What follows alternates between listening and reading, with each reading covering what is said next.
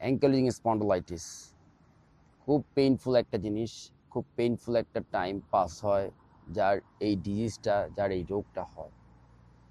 So last time আমি একটা video upload করছিলাম আমার এই ডিজিজটা সম্পর্কে।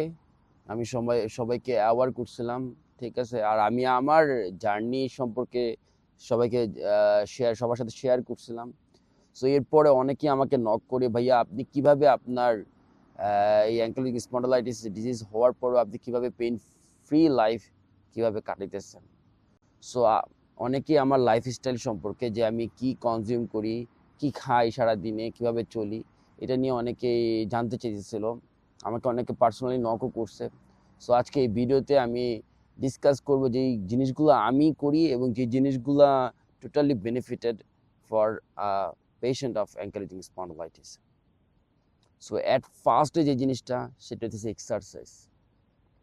এক্সারসাইজ ছাড়া আর কিচ্ছু নাই, ঠিক আছে। অ্যাঙ্কেলিং স্পন্ডলাইটিসের আপনার ডিজিজ প্রোগ্রেস যেন না হয়, তার জন্য এক্সারসাইজ সব থেকে বড় হাত রাখে। আর আপনার নর্মাল লাইফটাকে, অ্যাঙ্কেলিং স্পন্ডলাইটিস যাদের হয় তাদের মেইনলি স্পাইনটা, তাদের স্যাক্রিলিয়াক জয়েন্টে স্টিফ হয়ে থাকে, প্রত্যেকটা জয়েন্ট স্টিফ হয়ে থাকে। সেই স্টিফনেসকে দূর করার জন্য আপনার ফ্লেক্সিবিলিটি, আপনার মোবিলিটির উপরে অবশ্যই কাজ করা লাগবে, ঠিক আছে।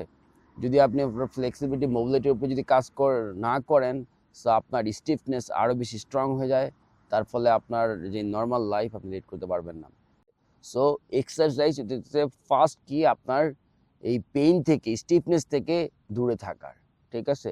মেডিসিন যে যাই নেন না কেন, ডাক্তার অবশ্যই দেখাবেন। ডাক্তার সবাইকে, আমি ডাক্তার কাউকে দেখাইতে বারণ করতেছি না, সবাই ডাক্তার দেখান, সবাই মেডিকেশনের উপরে থাকেন, সমস্যা নাই। কিন্তু এর পাশাপাশি আমি যে আজকে যে জিনিসগুলো বলবো, যে আপনার যে লাইফস্টাইল আপনি লিড করলে আপনি অনেক বেশি পেন ফ্রি থাকবেন। অনেকে মেডিকেশন নেওয়ার পরও সুস্থ থাকে না, মেডিকেশন নেওয়ার পরও অনেক বেশি পেইনে তারা ভুগে। সো অ্যাট ফার্স্টে আপনি এক্সারসাইজ করতে হবে, ঠিক আছে। সো ডেইলি আপনার রুটিনে, আপনার লাইফস্টাইল, আপনার লাইফ রুটিনে আপনি এক্সারসাইজ অ্যাড করে ফেলেন। এরপরে 2 নম্বরে আসতেছে ফাস্টিং। এইটা হইতেছে আমার মানে জীবনের সব থেকে, আমি একটা যদি বলি ভালো কোনো নলেজ আমি গেইন করছি, সেইটা হইতেছে আমার এই ফাস্টিং। আমি ফাস্টিং সম্পর্কে জানতে পারছি, যে আর ফাস্টিং সম্পর্কে আমি অনেক মানে শিখতে পারছি যে আসলে এইটা কতটা উপকার আমাদের জন্য, আমাদের হিউম্যান বডির জন্য। So fasting one of the most important and most essential key to to keep down your inflammation rate.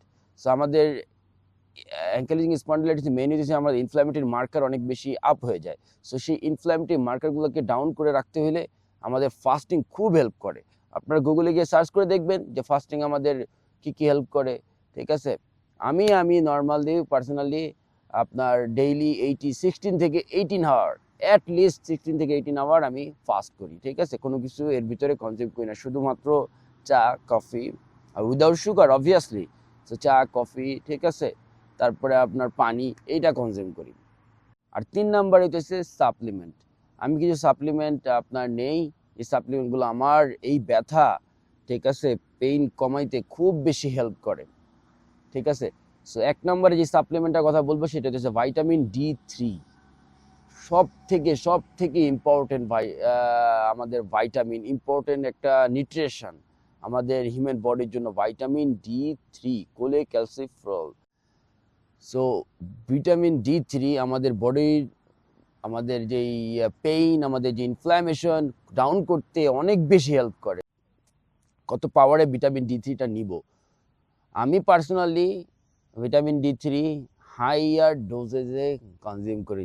আর আমি মনে করছি যখন থেকে আমি এই ভিটামিন D3 আমার লাইফে অ্যাড করা শুরু করছি, তখন থেকে আমি পেইন ফ্রি হওয়া শুরু করছি। এর আগে মেডিকেশন তো অলওয়েজই নেই, এখনও নেই মেডিকেশন, বাট মেডিকেশনের থেকেও মনে হয় যেন আপনার এই সাপ্লিমেন্ট আমায় বেশি হেল্প করতেছে। So vitamin D3 is must, ঠিক আছে। আর অবভিয়াসলি হাইয়ার ডোজেসে, ওই 600 ইন্টারন্যাশনাল ইউনিট আর বা 2000 ইন্টারন্যাশনাল ইউনিট নিলে চলবে না। আমি পার্সোনালি কত কনজিউম করি? 70,000 international unit each and every day.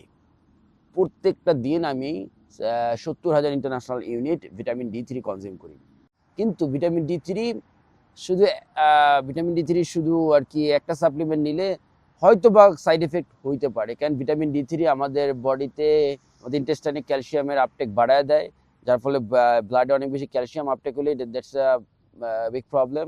So vitamin D3 সাথে সাথে আমাদের ভিটামিন K2 অবশ্যই নেওয়া দরকার। Vitamin K2 is comes with MK7 মেনাকুনিন 7।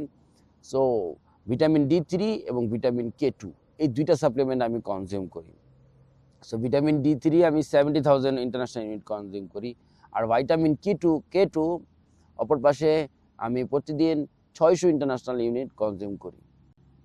So এই ভিটামিন D3 আর K2 আমার লাইফে আমি মনে করি মেডিকেশনের থেকেও আমায় অনেক বেশি হেল্প করতেছে আমার পেইন কমানোর জন্য, আমার স্টিফনেস কমানোর জন্য, আমার এই রোগের ডিজিজ যেন প্রোগ্রেস না হয় তার জন্য। সো আলহামদুলিল্লাহ অনেক বেশি সুস্থ আছি, আল্লাহর কাছে লাখো কোটি শুকরিয়া।